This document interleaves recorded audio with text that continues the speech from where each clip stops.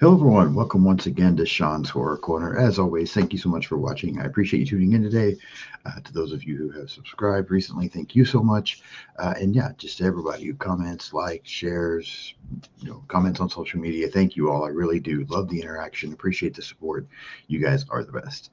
Today, we're going to be talking about Get Out from 2017.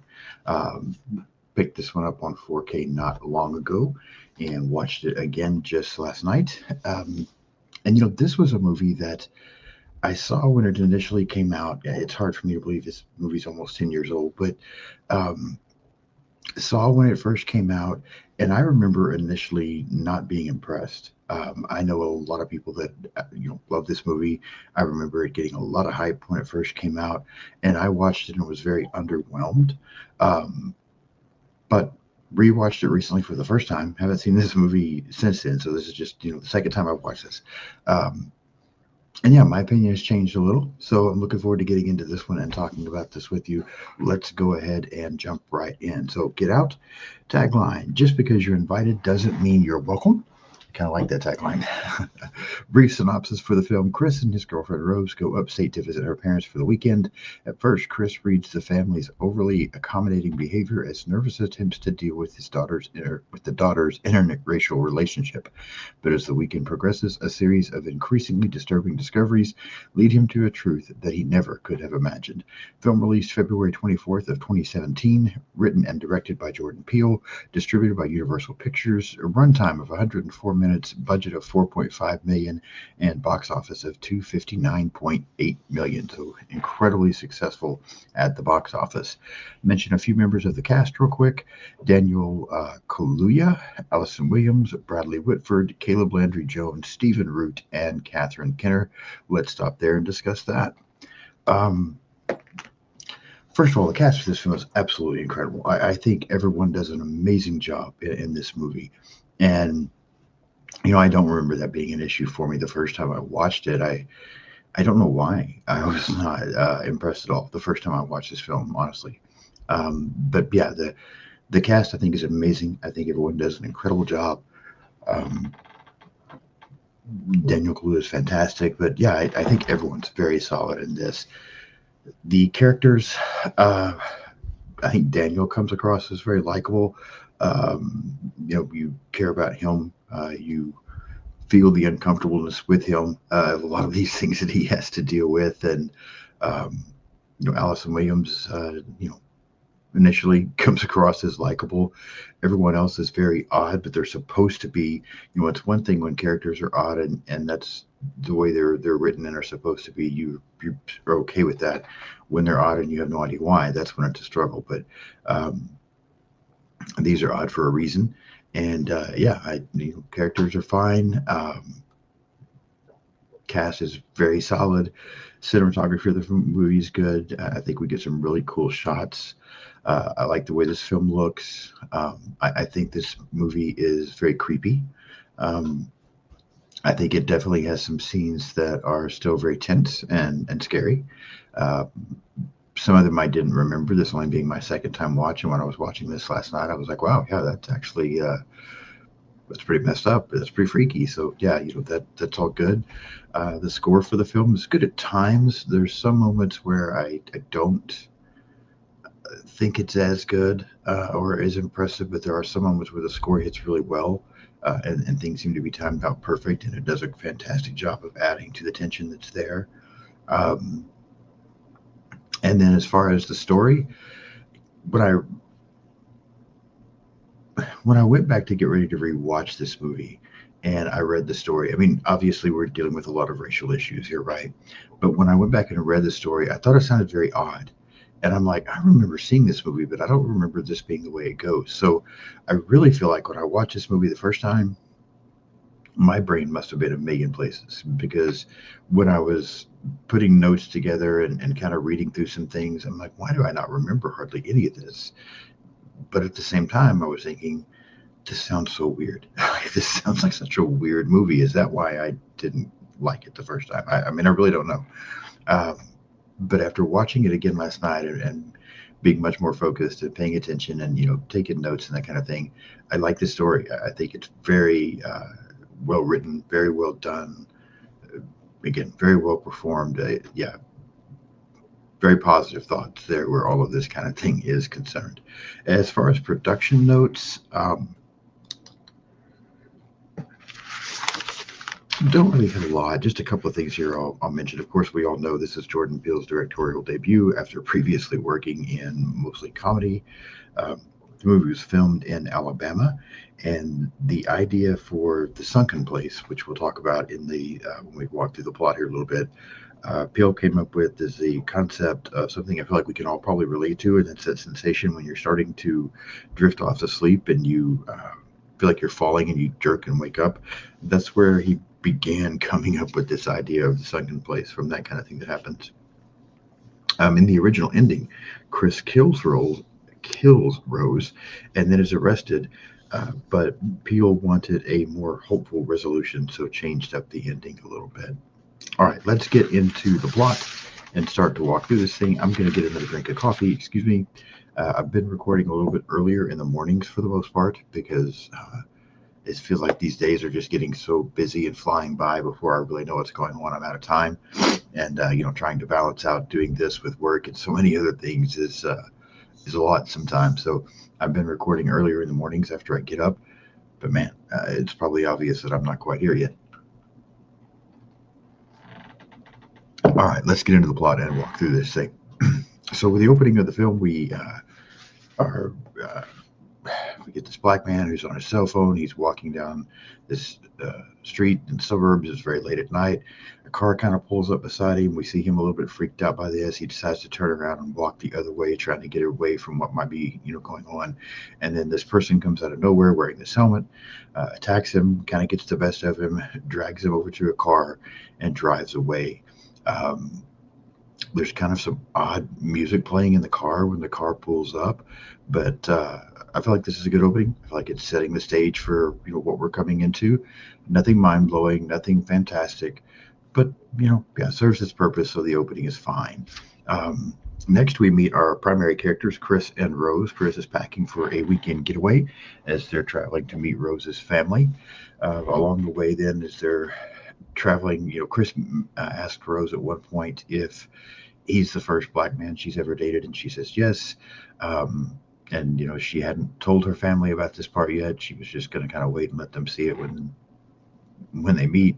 Um, Also, along the way, we find out that Chris is a smoker. Rose doesn't like that. Uh, Chris gets a phone call from a friend of his named Rod, who is the comic relief in this film, and I love this character. This character of Rod is so funny to me in this movie, and this movie. That's one thing I will say here. I think this movie does a great job of having some really tense moments, some very creepy moments, but then balancing it out really well with some funny things here and there. And I feel like a lot of that comedy does come from this Rod character. I really like this character. Um, they then end up hitting a deer, and now Rose is driving, and they hit a deer. Uh, as the police then show up, the officer kind of seems to harass Chris a little bit, but Rose stands up for him. We then get to her parents' house. We meet Dean and Missy, her parents. There's some very odd conversations. They try to come across as being um, not racist at all, but then we see they have black servants. Their names, I get to them a little later on in the film, but I was going to try to mention them now. Walter and Georgina. Um, they seem a little odd at times. And we also have Jeremy, who is Rose's brother, showing up, and he too seems a little weird. But yeah, through this part, we're mainly just getting introduced to these characters. Again, everything's still being set up. I do think maybe, I started to say maybe the film is a little slow starting as we're getting into all of these character introductions and, you know, setting the stage for what's to come. But I feel like at the same time, the movie's paced pretty well. So I don't feel like it's that slow myself. But I do see where somebody else could be a little bored with this one early on if they're one of those people that, need something happening all the time. That night, Chris sees the servants continuing to act strange. He goes out to smoke, and Walter, the guy, the servant, I really love this scene. I think this scene's intense, and Chris handled it much better than I would have because he's standing out there and Walter's just running full speed at him, just charging towards him. And Chris, you could tell he's thrown off by it, and he starts to slowly back away. But I think I'd have been just getting the fuck out of there. I'd been like, what the hell is happening? But yeah, so, and then back in the house, Missy, again, who's Rose's mother, uses hypnotherapy to put Chris into like a drawing a like a trance. Uh, to cure his smoking. In the process of being in this trance, Chris reveals that his mom was killed in a hit and run when he was very young, and that he still feels somewhat guilty because he just waited too late, probably, to call the police. He really wasn't doing anything. And so his mom ended up passing away. He then finds himself in this trance and he's suddenly paralyzed. He can't really move. And he starts to fall into what Missy calls the sunken place. Um, the next morning, however, as we continue to get more strange behavior from the servants, Chris notices that he no longer has a desire to smoke. So whatever this trance that Missy put him in, it worked. It took away this desire to smoke. Uh, Again, good scene here. I like this scene. I thought those creepy scene with him being outside and the servant running towards him. Um, the scene where she puts him into the trance and we see his reaction to the trance is just incredible performance here from our primary actor. And the introduction now to this sunken place, as we talked about. Yeah, good scene. Guests begin arriving for an annual get together that the family always have. A lot of very odd conversations that are making Chris feel very uncomfortable, as everyone seems to be going out of their way to try to give the impression to him that they are not racist people. We meet Logan, who looks familiar to us because he turns out to be the man from the opening scene of the movie who gets kidnapped. Logan also behaving very strange and is married to a older woman who's an older white woman about 30 years older than him. We also meet a blind art dealer named Jim who talks to Chris a little bit.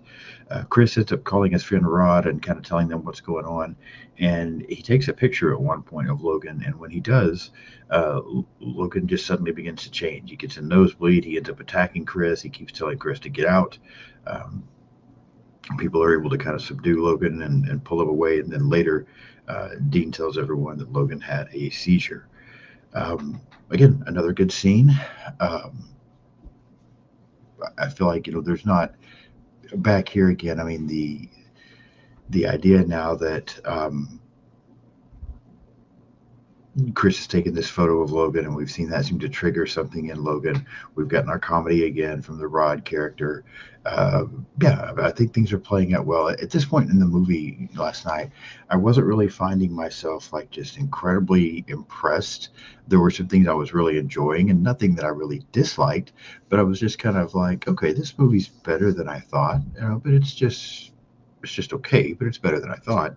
Um, we then notice that the family is now putting together this silent auction with all of their guests here, and the prize seems to be a large photo of Chris. Uh, the picture that Chris took of Logan, he ends up sending to Rod, and Rod tells Chris that Logan is Andre Hayworth, a man who went missing a few months prior from Brooklyn, and Chris then begins to recognize him too, and realizes that that is Andre Hayworth, and that he even knew who he was.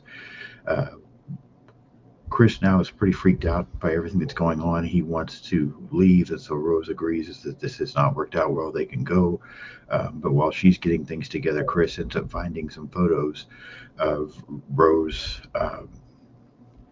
dating several different black people, including both of the servants at one point.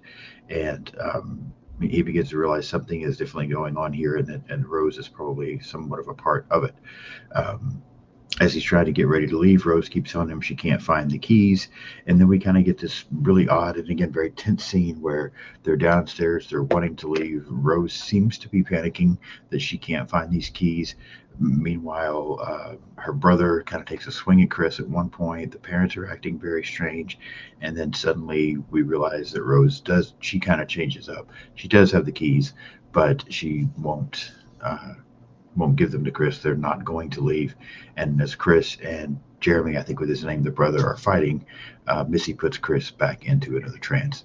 Again, I think this is a good scene here. I think we get some very good tension here. We get the change up from Rose's character. After seeing these pictures, we kind of, I feel like at times, wonder about Rose. I mean, she seems to. This is a great character because the film does a great job with her of. We seem to fully believe that she's all in with Chris, and that everything is fine, despite her family being incredibly odd. And then here we find out that she's lied. Earlier in the film, she told Chris that he was the only black person she'd ever dated. Now we're seeing pictures of her with multiple black people.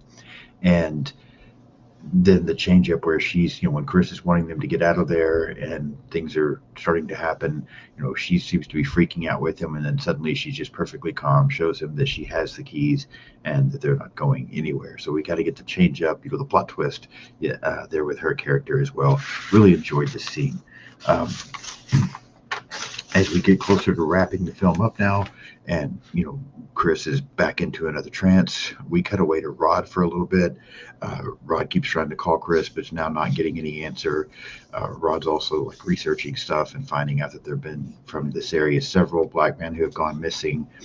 Chris awakes strapped to a chair, and a video of an old man playing in front of him named Roman, who turns out to be, I believe, the grandfather maybe of Rose, patriarch of the family, saying that his family transplants brains of their wealthy friends into these black people's bodies to acquire physical characteristics, and then the real person, they just seem to be locked in this constant state of unconsciousness in the sunken place. Rod ends up going to the police. We kind of get a funny scene there where they're not believing him, and he's trying to explain things to them. He tries to call Chris again, but Rose ends up answering. She tells him that Chris left, and then Rod and Rose have a very odd moment as well, because Rod can tell she's lying, and she kind of changes up on him. Back with Chris again, who's again trapped to this chair. Now we get a man. We see Jim Hudson, the blind art dealer, who Chris had previously met at this party, appear on the TV there in front of Chris, and Jim kind of begins to explain that he wants Chris's eyesight. He wants to be able to see again, and so his brain is going to be transplanted into Chris's body, so that Jim can see again. Very odd premise. I mean, I think this is what I was talking about. This when you read some of this stuff on paper and you're like brain transplants. Like, well, I mean, it sounds so weird, but it plays out so well in this movie. It's done so well in this movie. Again, some very creepy, eerie, tense moments, fantastic performances. Here, through this last couple of things we've talked about in the film, I really started to get more pulled in. I really started to switch more from this is okay to this is actually pretty good. I like the way this is going, and just didn't, again, I don't know what was wrong with me the first time I watched this movie, but I really enjoyed watching this film last night. We then get to our finale. Missy tries to hypnotize Chris again. We also see Dean begin removing Jim's brain. As Jeremy goes to get Chris, we find out that Chris has picked some cotton out of the chair that he's been tied to and got it into his ears to block this hypnosis from happening this time. He gets into a fight there with Jeremy, kind of knocks him out. Dean tries to attack him. He ends up killing Dean. He gets attacked by Missy, but is able to kill her. He then ends up fighting with Jeremy again before he's able to kill Jeremy. We kind of cut away for a moment. We see Rose like searching for her next victim online, but then she hears outside all of the commotion and things that are going on. Chris tries to take Jeremy's Porsche and get away, but he accidentally runs into Georgina, the female servant. Rose comes out firing a gun, and we find out that Georgina is actually Rose's grandmother, whose brain was transported into this body. Georgina ends up attacking Chris, but in the car as he gets her in the car and tries to drive away from when he hit her. And then she ends up kind of coming to in the car and attacking him, but this causes a crash and she ends up dying. Now we see Rose and Walter, the male servant, and we find out that is her grandpa now. They're still trying to attack Chris. As Walter gets a hold of him and they're battling, Chris is able to flash the camera, remembering that seemed to affect I just drew a blank on his name. Logan, I believe, was his name earlier on in the film. Yes. This also seems to somewhat free Walter from his state that he is in. Walter gets the gun and then kind of turns and shoots Rose, but then ends up also killing himself with the gun. Um, Rose is wounded but not dead, so uh, her and Chris kind of have a little interaction there. He starts to strangle her, but he stops. And as he stops, then we see what looks like a police car pull up. It turned out to be Rod and his TSA car. Rod arrives and picks up Chris, and they leave Rose there, laying on the road to bleed out. And that is Get Out. Yeah, I enjoy this movie. I think this is a good movie. I don't know what, again, I must have just been in a million different places mentally when I watched this movie the first time, because I just remember being very underwhelmed. And when I was hearing all the hype and hearing all the people talk about how good it was, I just wasn't seeing that the first time I watched this. But watching it last night, I really enjoyed this film. This is, again, a very intriguing story, incredible performances, good moments of tension, and some legit, kind of creepy, scary moments in the film. Um, all plays out very well. Looks good. I like this movie. It's not a movie that I'm going to. I'm glad I have it. I'm glad I have it as part of my collection. It's not something that I'll probably throw in all the time. It's not a 9 or a 10. That's one of my favorite movies. But for this to be Jordan Peele's directorial debut and his beginning in horror, I think this is very solid. It's a good film. I would rank Get Out a 7 out of 10 for my rating scale. So now I want to know what you think. Leave me some comments. Let me know, are you a fan of this movie? Are you not? What do you think about everything, the story, the performances? I want to know your thoughts on Get Out. I love the interaction and seeing other people's comments about these films. So let me know what you think. If you haven't subscribed to the channel yet, please do so. Got a couple of fun episodes coming up later this week. Matt from Getting Offed, I believe is the podcast that I got to, or a channel that I got to be a guest on a while back. He is now going to come on, going to be on with me for the first time. We're going to be talking about the original Night of the Living Dead from back in the 1960s. Also this week, I have Robbie and Kaylee returning from That Horror Couple. We're going to be talking about Friday the 13th Part 4. So yeah, some fun episodes coming up. Subscribe so you don't miss anything. Follow me on social media. I'm pretty much on everything out there. Blue Sky, Instagram, Threads, X, TikTok, Letterboxd. Just search Sean's Horror Corner. You can find any of it. Again, I do appreciate you watching today. I'll be back with Matt in a couple of days to talk about Night of the Living Dead. Until then, subscribe, like, comment, hype, follow, share, all the things, and I will see you soon.